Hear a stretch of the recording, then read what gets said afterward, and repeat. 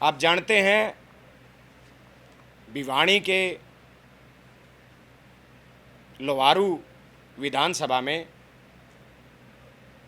हमारी बहन मनीषा के साथ जिस दरिंदगी से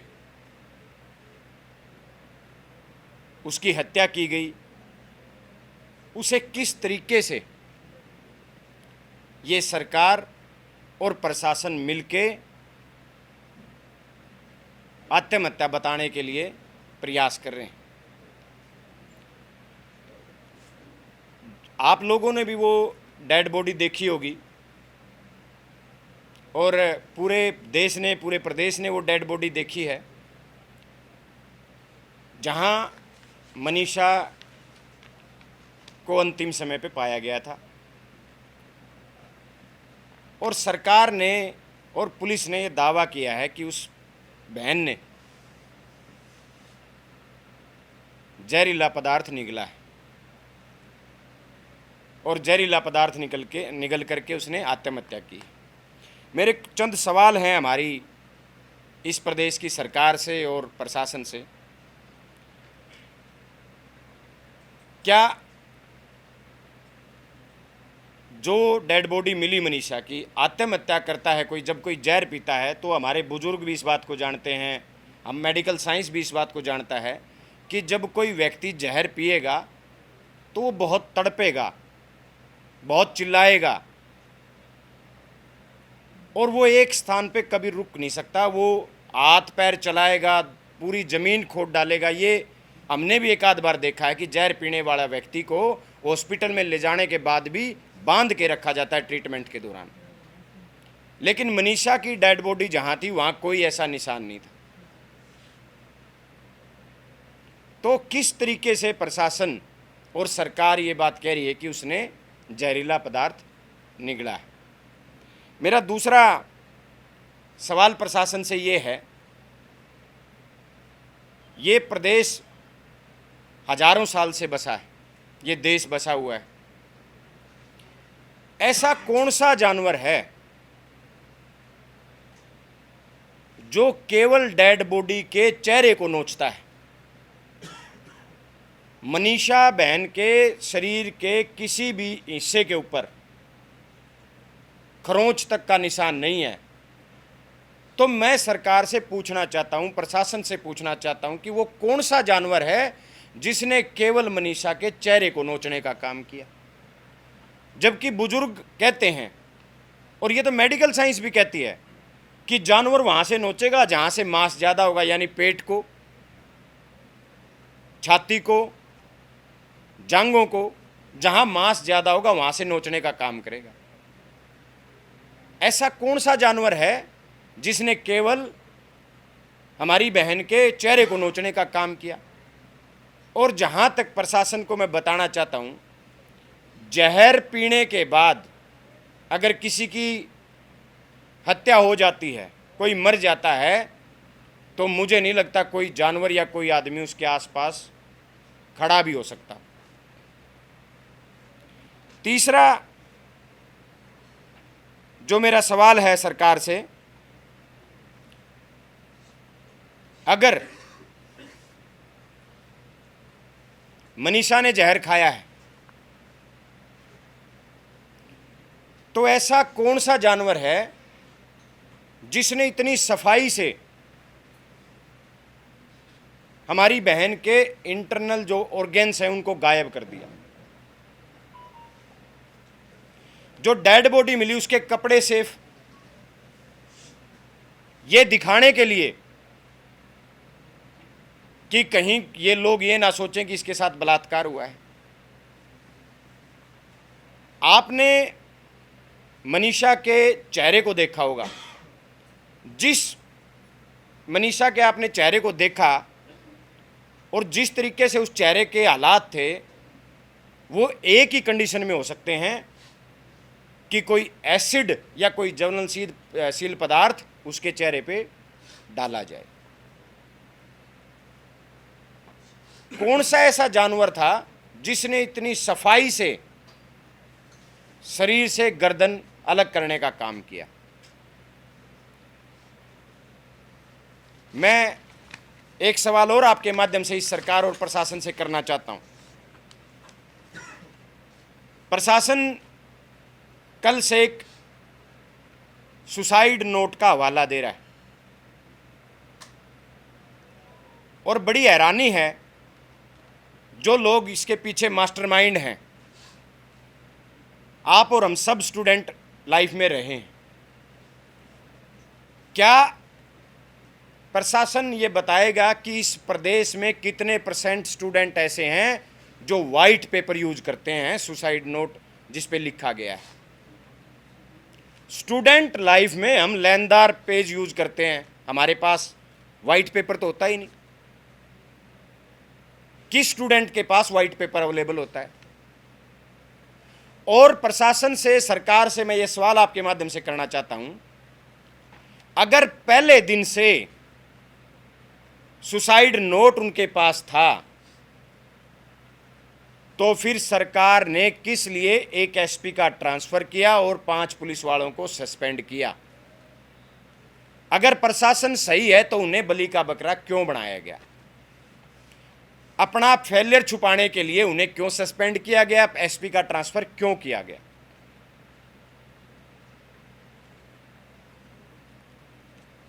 सबसे जो मेन बात मैं जो अब आपके सामने करना चाहता हूं,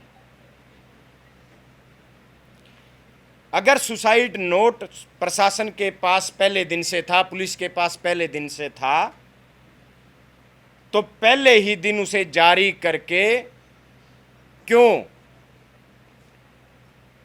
नहीं इस टकराव की स्थिति से निपटा गया जो आज हरियाणा सरकार या प्रशासन और हरियाणा की जनता के बीच जो टकराव की स्थिति बनी हुई है? इन सब कारणों के पीछे मुझे ये जवाब आपके माध्यम से मैं चाहूँगा कि सरकार और प्रशासन जवाब देने का काम करे। और जो ये सब बातें सामने निकल के आई हैं, जो ये कारण सामने निकल के आए हैं, ये केवल अकेले मेरे कारण नहीं, इसे पूरा देश और पूरे हरियाणा प्रदेश की जनता जानना चाहती है। इन सब मामलों में एक जिक्र बार बार आ रहा है, जो एक अहम बात है, उसी क्षेत्र के एक मेडिकल कॉलेज का बार बार जिक्र किया जा रहा है। वो मेडिकल कॉलेज की जो मैनेजमेंट है, मैं प्रशासन से सवाल चाहता हूं, वो मेडिकल कॉलेज जिसका जिक्र बार बार लोग कर रहे हैं, क्या पुलिस ने उसकी मैनेजमेंट से या उसके स्टाफ से कोई पूछताछ की है? क्या पुलिस को वहां से कोई सीसीटीवी फुटेज मिली है या ली गई है? उस कॉलेज की मैनेजमेंट का इस बीच क्या रोल रहा? कौन कहां था? हमारी बहन जो मनीषा है वो कॉलेज गई, उसकी जाते हुए की सीसीटीवी फुटेज मिलेंगी, वो आई है, उसकी आती हुई की सीसीटीवी फुटेज मिलेंगी। तो क्या कॉलेज ने प्रशासन और पुलिस को वो उपलब्ध कराई हैं? अगर कराई हैं तो उन्हें सार्वजनिक किया जाना चाहिए। इन सब मुद्दों से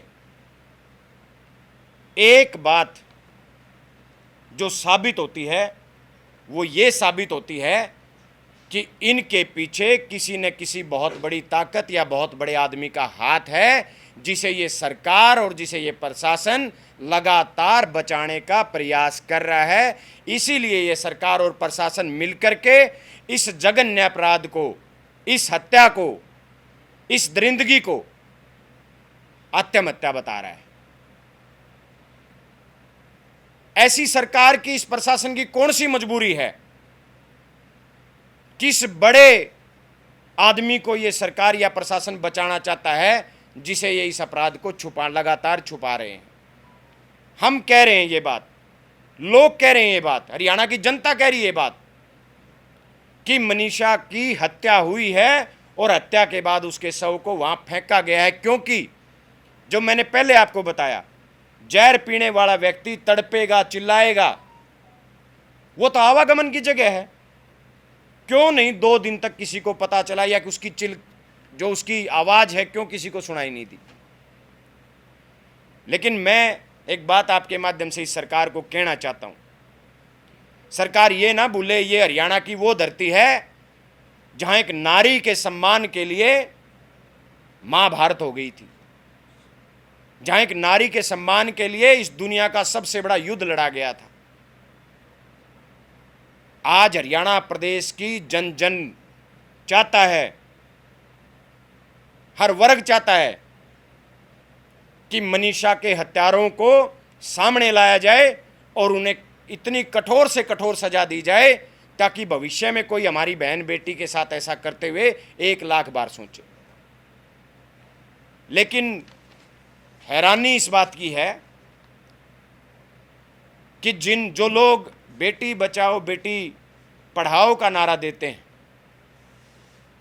उनकी विचारधारा तो कभी बेटी बचाने की रही नहीं।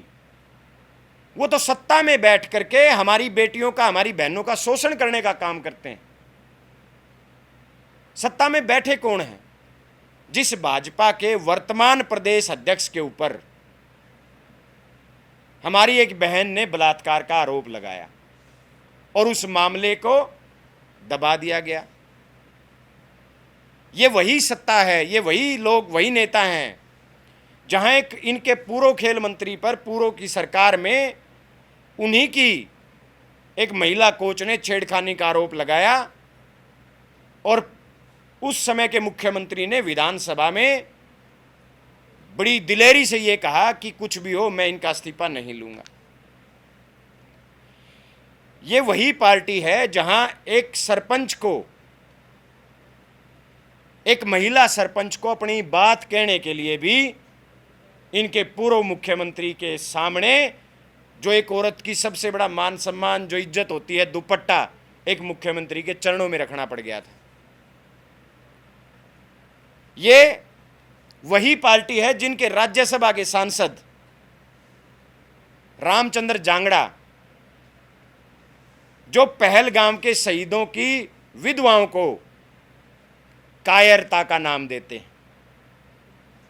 ये वही पार्टी है जिनके नेता ऑपरेशन सिंदूर के नाम पे वोट तो लूटने का काम करते हैं, लेकिन ऑपरेशन सिंदूर को लीड करने वाली हमारी जो बहन सोफिया थी, उन्हें आतंकियों की बहन बताने का काम करते हैं।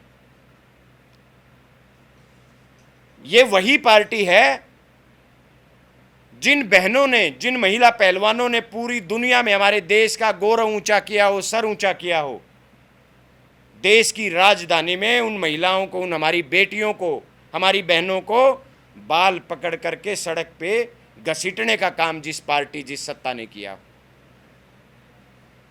तो मैं मनीषा हत्याकांड के ऊपर जो सवाल मैंने आज आपसे किए हैं, मैं सरकार और प्रशासन से ये जवाब चाहता हूं।